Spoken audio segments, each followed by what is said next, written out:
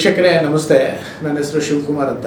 SR ಮೀಡಿಯಾಯಿಂದ ನಾವು ಈ ಎಪಿಸೋಡ್ಸ್ಗಳನ್ನು ಮಾಡ್ತಾ ಹೋಗ್ತಾ ಇದ್ದೀವಿ. ಹಿಂದಿನ ಎಪಿಸೋಡನ್ನ ಮುಗಿಸಿ ಈಗ ಮುಂದಿನ ಎಪಿಸೋಡ್ಗೆ ಹೋಗ್ತಾ ಇದ್ದೀವಿ. ಅದೇ ಆತ್ಮಗಳ ಬಗ್ಗೆ ತಿಳುವಳಿಕೆನ ಇನ್ನೊಂದಷ್ಟು ವಿಶಾಲವಾಗಿ ತಿಳ್ಕೊಳ್ಳುವಂಥ ಒಂದು ವಿಷಯನ ಭಗವಾನ್ ಗುರೂಜಿಯವರ ಹತ್ರ ಮಾತಾಡ್ತಾ ಇದ್ದೀನಿ. ಹಾಗೆ ಭಗವಾನ್ ಗುರೂಜಿಯವರು ಆಲ್ರೆಡಿ ನಿಮಗೆ ಗೊತ್ತಿದೆ. ಅವ್ರನ್ನ ಇಂಟ್ರೊಡ್ಯೂಸ್ ಮಾಡಬೇಕು ಮತ್ತು ನೀವು ಪ್ರೇಕ್ಷಕರಿಗೆ ಅದನ್ನು ಹೇಳಬೇಕು ಅನ್ನೋ ವಿಷಯ ಏನಿಲ್ಲ. ಆದರೂ ಗುರೂಜಿ ಅವರಿಗೆ ಕೇಳ್ಕೊಳ್ತಾ ಇದ್ದೀನಿ, ಒಂದು ಮಾತು ವೀಕ್ಷಕರಿಗೆ ತಿಳಿಸ್ಬಿಡಿ. ನಮಸ್ಕಾರ. ನಿಮ್ಮ ಇವತ್ತಿನ ಪ್ರಶ್ನೆ ಏನಿದೆ ಅಂತ ಕುಲಂಕುಷವಾಗಿ ನೀವು ಮಾತಾಡಿದ್ರೆ ಅದಕ್ಕೆ ನಾನು ಉತ್ತರ ಕೊಡ್ತಾ ಹೋಗ್ತೀನಿ. ಓಕೆ. ಇವತ್ತಿನ ಪ್ರಶ್ನೆ ಏನಿದೆ? ಪ್ರಶ್ನೆ ಏನಿಲ್ಲ, ತುಂಬ ಸಿಂಪಲ್ಲು ಗುರೂಜಿ. ಅಂದರೆ ಈ ಸಿಂಪಲ್ಲು ಅಂತಂದರೆ ಒಂದು ಸ್ವಲ್ಪ ಕಾಂಪ್ಲಿಕೇಶನ್ನು ಇದೆ ಅದರಲ್ಲಿ. ಹೇಗೆ ಅಂತಂದರೆ, ನಿಮಗೆ ಲಾಸ್ಟ್ ಎಪಿಸೋಡ್ನಲ್ಲಿ ಏನು ಕೇಳಿದೆ, ನೀವು ಮಕ್ಕಳುಗಳಿಗೆ ಬರುತ್ತಾ, ಮತ್ತು ದೊಡ್ಡವರಿಂದ ಮಕ್ಕಳಿಗೆ ಬರ್ಬೋದಾ, ಮಕ್ಕಳಿಂದ ದೊಡ್ಡವರು ಬರ್ಬೋದಾ, ಚಿಕ್ಕ ಮಕ್ಕಳಲ್ಲಿ ಬಂದಾಗ ಯಾವ ರೀತಿ ನೀವು ಅವರಿಗೆ ಪರಿಹಾರಗಳನ್ನು ಹುಡುಕೊಡ್ತೀರಾ, ಇದನ್ನೆಲ್ಲ ಕೇಳಿದೆ ನಾನು. ಅದು ಯಾವ ರೀತಿ ಹೋಗ್ತಾರೆ ವೀಕ್ಷಕರು, ಯಾವ ರೀತಿ ನನ್ನನ್ನು ಕಾಂಟ್ಯಾಕ್ಟ್ ಮಾಡ್ತಾರೆ ಅನ್ನೋದ್ರ ಬಗ್ಗೆನೂ ವಿಷಯ ಹೇಳಿದ್ರಿ.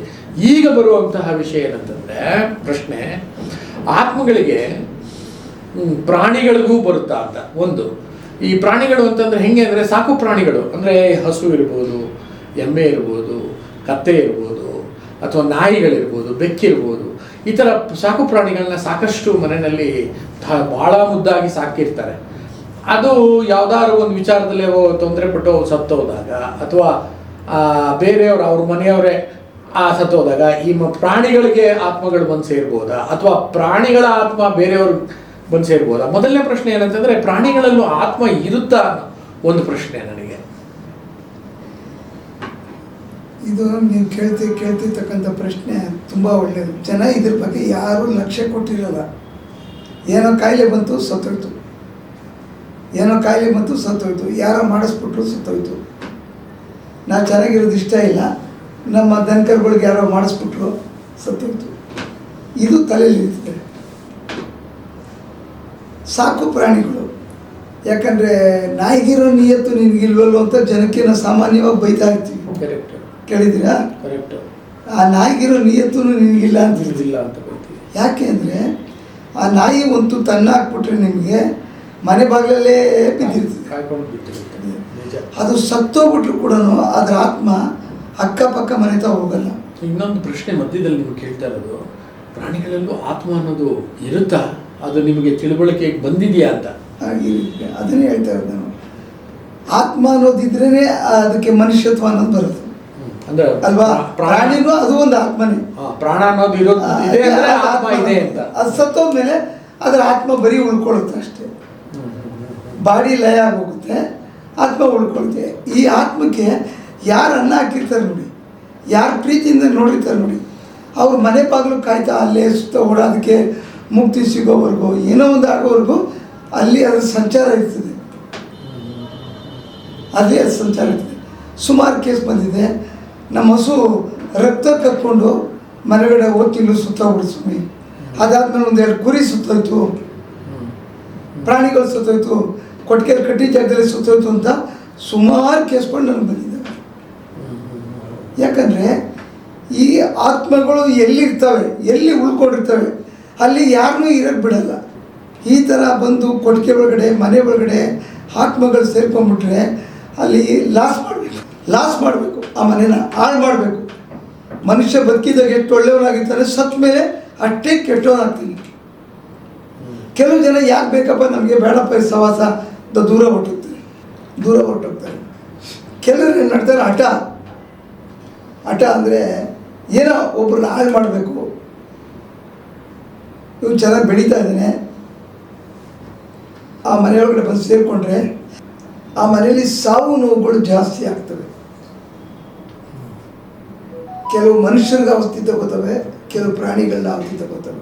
ಅಂದರೆ ಪ್ರಾಣಿಗಳಲ್ಲಿರುವಂಥ ಆತ್ಮಗಳಿಂದ ಈ ತೊಂದರೆಗಳು ಆಗುವಂಥ ಜಾಸ್ತಿ ಇದೆ. ಅದರಿಂದ ಆ ಪ್ರಾಣಿನ ಸಾಯಿಸ್ತಾ ಹೋಗ್ತವೆ. ಚೆನ್ನಾಗಿತ್ತು, ರಾತ್ರಿ ಬೆಳಗ್ಗೆ ರಕ್ತ ಕಕ್ಕೊಂಡು ಸುತ್ತೋಯ್ತು ಅಂತಾರೆ. ಇವ್ರೇನು ಮಾಡ್ತಾರೆ, ಮನೆಯವರು ಯಾರೋ ಮಾಡಿಸ್ಬಿಟ್ಟವ್ರಿಗೆ ಅಂತಾರೆ. ಅಲ್ಲಿ ನೆಗೆಟಿವ್ ಅಂತಕ್ಕಂಥದ್ದು ಯಾವಾಗ ನಮಗೆ ಆಕ್ವರ್ಡ್ ಆಗಿ ಒಳಗಡೆ ಬಂದು ಸೇರಿಕೊಳ್ಳುತ್ತೆ, ಆವಾಗ ಈ ತೊಂದರೆಗಳು ಸಾಧಾರಣವಾಗಿ ನಡೀತಾ ಇರ್ತದೆ. ಹೇಳಿ ನಿಮ್ಗೆ ಅರ್ಥ ಆಯ್ತಾ? ಅದೇ ಥರ ಸುಮಾರು ವರ್ಷಗಳ ಹಿಂದೆ ಒಬ್ಬ 14-15 ವರ್ಷ ಹುಡುಗನಿಗೆ ಅವ್ರ ಮನೆ ಹುಡುಗ ಚಿಕ್ಕ ನಾಯಿ ಸಾಕಿದ್ರು. ಆ ನಾಯಿ ಸತ್ತೋಯ್ತು. ಏನೋ ಅವರು ಕೇರ್ ಮಾಡ್ಕೊಳ್ಳ, ಯಾರೋ ಕಾರ್ಪೊರೇಷನ್ ಬಂದರು ಎತ್ತಾಕ್ಬಿಟ್ರು. ಅದಾಗಿ ಒಂದು 15 ದಿವಸಕ್ಕೆ ಅವನಿಗೆ ಹುಷಾರಿಲ್ಲದೆ ಮಲ್ಕೊಂಡ, ಜ್ವರ ಆಯಿತು. ಆಮೇಲೆ ಬರ್ತಾ ಕೆಮ್ಮು ಜಾಸ್ತಿ ಆಯಿತು ಅವನು. ಅದಾದಮೇಲೆ ಏನಾಯಿತು, ಎಡಗಡೆ ಒಂದು ಕಾಲು ಬಂದು ತುಂಬ ಸಣ್ಣ ಆಗಕ್ಕೆ ಶುರು. ಬಲಗಡೆ ಕಾಲಿಗೂ ಎಡಗಡೆ ಕಾಲಿಗೂ ಡಿಫ್ರೆನ್ಸ್ ಸಣ್ಣ ಆಗಕ್ಕೆ ಶುರು ಆಯಿತು. ಕಾಲು ಎಳ್ಕೋತಾ ಇದ್ದ ನನಗೆ. ಆಮೇಲೆ ರಾತ್ರಿ 2 ಗಂಟೆಯಲ್ಲಿ ಯಾವುದೋ ಪ್ರಾಣಿ ಕೂಗ್ದಂಗೆ ಓ ಅಂತ ಕೂಗೋನು. ಅವ್ರ ತಾಯಿ ಎದ್ದು ನೋಡೋರು, ಈಗೇನಿಗೆ ಕೂಗ್ತಾವೆ ಅಂತ ಅಂದ್ಬಿಟ್ಟು ಅವರು ಅವ್ರ ತಂದೆ ಮಿಲ್ಟ್ರಿಲಿ ಇದ್ದಿದ್ದರಿಂದ ಅವರು ಮಿಲ್ಟ್ರಿ ಕಮಾಂಡ್ ಹಾಸ್ಪಿಟಲ್ ಬಂದು ಅವ್ರಿಗೆ ಫ್ರೀ ಟ್ರೀಟ್ಮೆಂಟು. ಆ ಹುಡುಗನ ಕರ್ಕೊಂಡು ಅಲ್ಲಿ ಹೋಗೋಕ್ಕೆ ಶುರು ಮಾಡಿದ್ರು. ಸುಮಾರು ಒಂದು 2 ತಿಂಗಳು ಕರ್ಕೊಂಡು ಇದೇನಾಗ್ತಾಯಿದೆ, ಕಾಲು ಸಣ್ಣ ಆಗ್ತಂತ ಕಂಡುಹಿಡಿಯೋಕ್ಕಾಗಲಿಲ್ಲ. ಸ್ಕ್ಯಾನಿಂಗ್ ಗೀನಿಂಗ್ ಎಲ್ಲ ಮಾಡಿದ್ರು. ಎದೆ ಒಳಗಡೆ ಏನೋ ಕಫ ಅಂತ ಕ್ಲಿಯರ್ ಆಗೋದಕ್ಕೆ ಸಿರಪ್ಗಳು ಕೊಟ್ಟರು, ಟೈಮ್ ಏನೇನೋ ಕೊಟ್ಟರು. ಅದು ಕಮ್ಮಿ ಆಗಲಿಲ್ಲ. ಕೊನೆಗೆ ನನ್ನ ಹತ್ರ ಬಂತು ಈ ಕೇಸು. ಅಂದರೆ ಅದು ಮೆಡಿಕಲ್ ಪ್ರಾಬ್ಲಮ್ ಅಲ್ಲ. ನನ್ನ ಹತ್ರ ಬಂದು ನೋಡೋದು ನನಗೆ ಆಶ್ಚರ್ಯ. ಅದು ಬಂದು ಹೊಟ್ಟೆ ಒಳಗಡೆ ಕೂತ್ಕೊಂಡಿದೆ ಅದರ ಆತ್ಮ, ನಾಯಿ ಆತ್ಮ. ಅದಕ್ಕೆ ಇಲ್ಲಿ ಒಂದು ಸಣ್ಣ ಪ್ರಶ್ನೆ, ನಿಮ್ಮನ್ನು ಡಿಬೇಟ್ ಮಾಡ್ತಾ ಇದ್ದೀನಿ ಅಂತ ತಿಳ್ಕೊಳ್ಳೋದು ಬೇಡ. ಈ ಪ್ರಾಣಿಗಳ ಸತ್ರೂ ಅದನ್ನು ಸದ್ಗತಿನ ಸರಿಯಾದಂಥ ರೀತಿಯಲ್ಲಿ ಮಾಡೋದ್ರಿಂದ ಆತ್ಮಗಳಿಗೂ ಸಂತೋಷ ಆಗಿ ಅವು